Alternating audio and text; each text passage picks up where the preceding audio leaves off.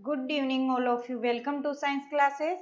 अपन कर रहे थे केमिकल रिएक्शन और केमिकल इक्वेशन पढ़ा पहले, फिर केमिकल रिएक्शन चल रहा था अपना। तो अपन जो कर रहे हैं वो है फर्स्ट ग्रेड के फर्स्ट पेपर का सिलेबस।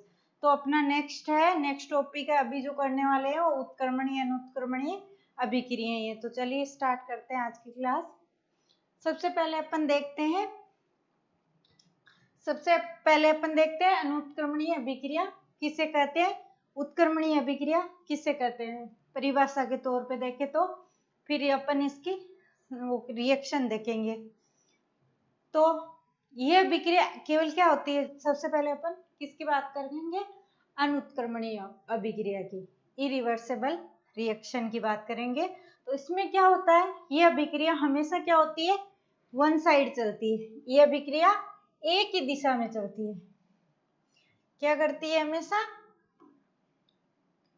यह अभिक्रिया हमेशा एक दिशा में चलती है। एक दिशा में चलती है। देखो ये ऐसे बन गया प्रोडक्ट, रिएक्टेंट से क्या बन रहा है, प्रोडक्ट बन रहा है, पर प्रोडक्ट से वापस रिएक्टेंट नहीं बनेगा। ये वन साइड चलेगी, एक ही दिशा में चलेगी। इन अभिक्रिया में धीरे धीरे क्या होता है, अभिकारक होते हैं उनकी सांद्रता तो कम होती जाती है। क्यों, क्योंकि इनसे क्या होता है, प्रोडक्ट का निर्माण होता है और उत्पादकों की सांद्रता बढ़ती जाती है। क्या होता है, इन अभिक्रियाओं में धीरे धीरे अभिकारकों की सांद्रता कम होती जाती है और उत्पादकों की सांद्रता बढ़ती जाती है, क्योंकि अभिकारक क्रिया करके उत्पाद का निर्माण कर देते हैं तो उन अभिकारकों की सांद्रता कम हो जाती है और उत्पादों की सांद्रता बढ़ जाती है। फिर अपन ने इसको लिखते हैं तो केवल साधारण तीर के चिन्ह के द्वारा लिखते हैं।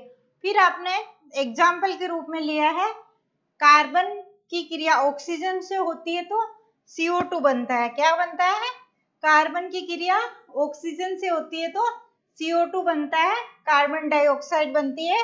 इसको कार्बन को कोयले के रूप में लिया है। कार्बन को जब ऑक्सीजन के साथ जलाते हैं तो क्या बनता है, कार्बन डाइऑक्साइड बनता है। और कार्बन डाइऑक्साइड से वापस अपन कार्बन नहीं बना सकते, इसलिए इसे क्या बोलेंगे, अनुत्क्रमणीय अभिक्रिया है। वापस ये उत्पाद से उसमें अभिकारक में चेंज नहीं होती, इसलिए क्या है, ये अनुत्क्रमणीय अभिक्रिया। अनुत्क्रमणीय अभिक्रिया में अभिकारकों से उत्पाद का निर्माण होता है, लेकिन उत्पाद से वापस अभिकारकों का निर्माण नहीं होता है। ये एक दिशा में चलती है। फिर आती है अपनी उत्क्रमणीय अभिक्रिया।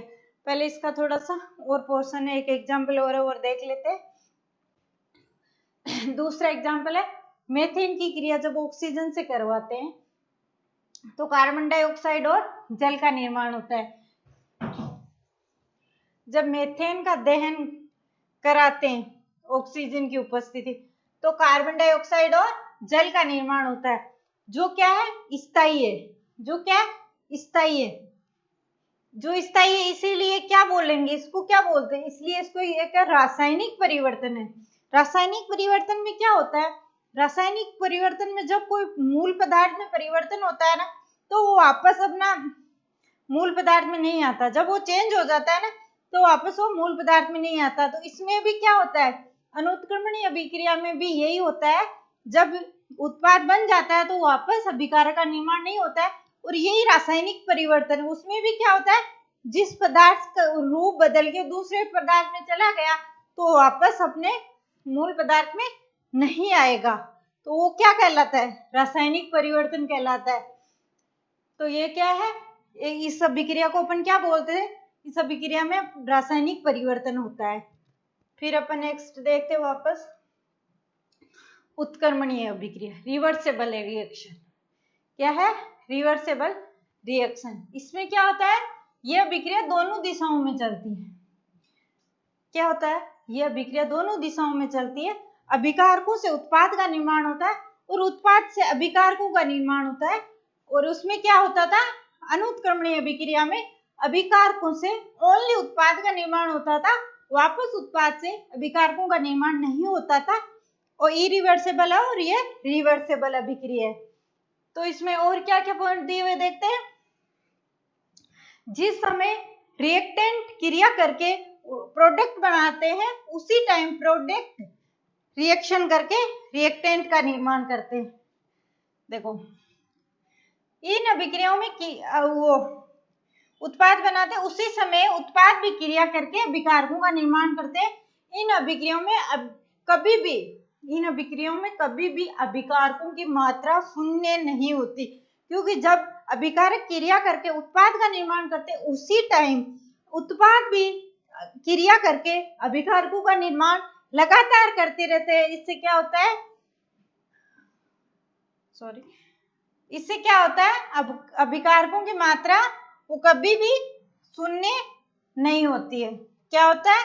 कभी भी शून्य नहीं होती है। फिर नेक्स्ट आता है इसमें,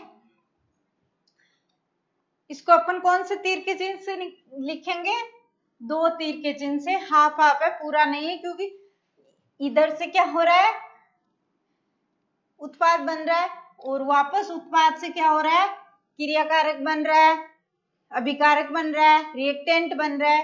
तो क्या होता है इसमें लगातार ये अभिक्रिया प्रारंभ होने के बाद कभी भी पूर्ण नहीं होती। ये अभिक्रिया लगातार चलती रहती है, रिएक्टेंट से प्रोडक्ट, प्रोडक्ट से रिएक्टेंट लगातार बनते रहते हैं। ये कभी भी पूर्ण नहीं होती एक बार स्टार्ट होने के बाद में, और इसमें कभी भी अभिकारकों की मात्रा शून्य नहीं होती है। फिर नेक्स्ट है, उदाहरण के तौर पे देखते हैं A+B कोई रिएक्टेंट है, उनसे क्या बन रहा है, C और D प्रोडक्ट बन रहा है। ये अभिक्रिया 2 चरणों में होती है। एक अभिक्रिया में 2 अभिक्रिया चलती है। कैसे? पहले क्या होता है, A+B कोई रिएक्टेंट है जिससे क्या बन रहा है, C+D प्रोडक्ट बन रहा है। ये अभिक्रिया क्या कहलाएगी, ये अभिक्रिया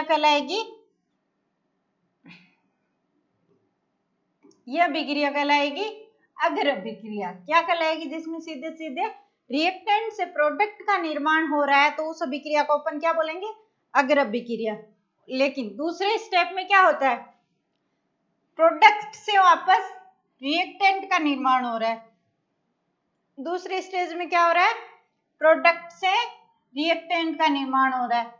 तो इस अभिक्रिया को अपन क्या नाम दे देंगे, इसको प्रतिप अभिक्रिया। क्या दे देंगे, प्रतिप अभिक्रिया। 2 हो गई ना, एक अभिक्रिया में 2 अभिक्रियाएं चलती है। कौन कौन सी चलती है, अग्र अभिक्रिया और प्रतिप अभिक्रिया। 2 अभिक्रियाएं चलती है, एक में रिएक्टेंट से प्रोडक्ट का निर्माण होता है, दूसरी में प्रोडक्ट से रिएक्टेंट का निर्माण होता है। फिर ये अभिक्रिया प्रारंभ होने के बाद में कभी भी पूर्ण नहीं होती, लगातार चलती रहती है। नेक्स्ट देखते हैं, यदि अभिक्रिया में गैसों का निर्माण हो रहा हो तो अभिक्रिया को बंद पात्र में करवाना चाहिए। अगर अभिक्रिया में कोई गैस बन रही है, रिएक्शन करके कोई गैस बन रही है, तो उस अभिक्रिया को अपने को बंद पात्र में करवाना चाहिए, क्योंकि उससे विस्फोट हो सकता है, इसलिए उसको बंद पात्र में ही करना चाहिए। गैस फैलती है बहुत ज्यादा। तो एग्जाम्पल के रूप में देखते हैं अपन, क्या लिया अपन ने, नाइट्रोजन की क्रिया हाइड्रोजन के साथ में करवाने से क्या बन रहा है, अमोनिया। क्या बन रहा है, अमोनिया। ये भी क्या है, गैस। नाइट्रोजन भी क्या है, गैस। हाइड्रोजन भी क्या है, गैस। क्या बन क्या रही है, गैस। अगर कोई क्रिया हो रही है, उसमें गैस का निर्माण हो रहा है, तो उसको किस में करवाना चाहिए, बंद पात्र में। और इसमें नाइट्रोजन हाइड्रोजन से क्रिया करके अमोनिया बना रहा है, और अमोनिया वापस हाइड्रोजन और नाइट्रोजन बना रहा है, और ये रिएक्शन कंटिन्यू चलती रहती है, लगातार चलती रहती है, कभी भी पूर्ण नहीं होती, हमेशा चलती रही। ये थे अपने उत्क्रमणीय, ये थी अपनी उत्क्रमणीय अनुत्क्रमणीय अभिक्रियाएं। दोनों में डिफरेंस क्या है, दोनों के एग्जाम्पल्स क्या है, ये था इनमें डिफरेंस। तो अगर क्लास अच्छी लगी हो तो लाइक करना, शेयर करना, सब्सक्राइब करना। थैंक यू देखने के लिए।